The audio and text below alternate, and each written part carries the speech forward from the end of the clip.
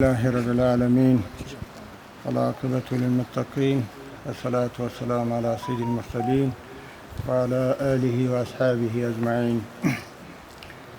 أما بعد، قال الله تبارك وتعالى: وأوفوا بالعهد إن العهد كان مسؤولا.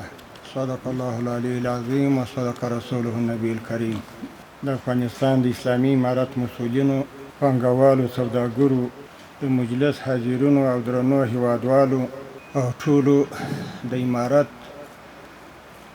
مشرانو او مسؤلینو، ټولو ته السلام علیکم ورحمت الله وبرکاته. امید لرم چې د صحت جامع مو په تن وي او ورځنۍ چارې مو ښې روانې وي. قدرمنو وروڼو، دا وطن زموږ ویاړ دی. په دې خاوره کې مو عزتونه او نسلونه خوندي دي او همدا زموږ د پېژندنې او هویت سمبول دی. همدا عامل دی چې اسلامي امارت افغانستان د تیرو ډیرو واکمنیو برعکس له دې ولس او د میلیونو افغانانو په وینو خړوبې سوي پاکې خاورې سره ژمنه لري چې د بیا رغولو، آبادولو او د سیالانو سره په سیال کولو کې به یې له هیڅ ډول هڅو او د اړتیا په صورت کې قربانۍ څخه دریغ ونه کړي.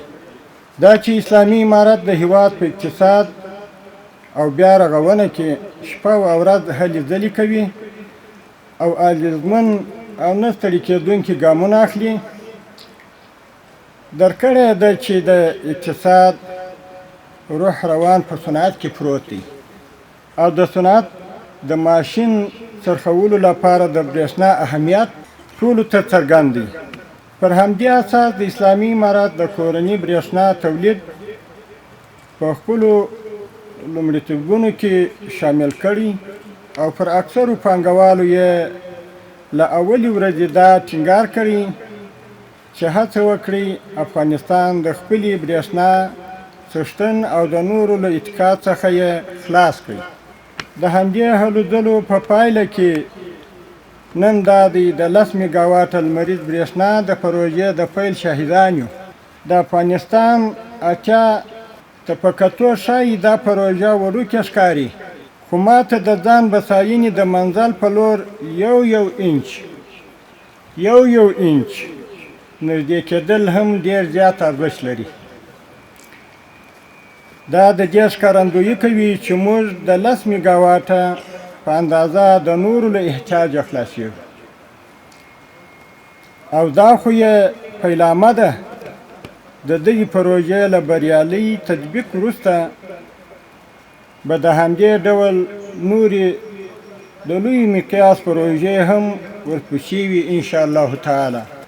د برېښنا اهمیت ته په کتلو اسلامي امارت وپتېله چې له ترکمنستان څخه د راتلونکې پروژې د پاتې چارو د بشپړولو لپاره د دغې پروژې قرارداد د یو کان په بدل کې افغان انویسټ شرکت ته وسپاري چې په دې سره به په 500 کیلو ولټه لین کې د سلګونو میګاواټو برېښنا د انتقال زمینه برابره شي انشاءالله، او افغانستان به یوازې د وارداتي برېښنا د قیمتونو په ترڅ کې په کلني ډول له 200 میلیونو ډالره زیات بچت ولري.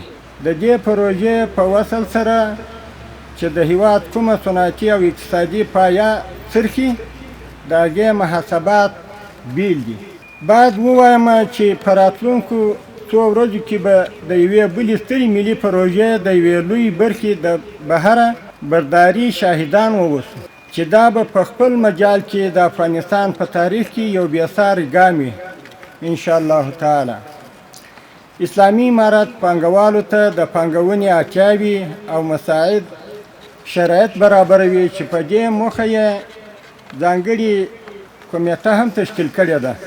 ځکه خو پر ټولو کورنیو او بهرنیو پانګوالو غږ کوم چې د افغانستان په بیا رغونه کې سهم واخلي او دلته له شته اقتصادي فرصتونو څخه استفاده وکړي. ستاسو له توجه نه یو جهان مننه. السلام علیکم ورحمت الله وبرکاتو.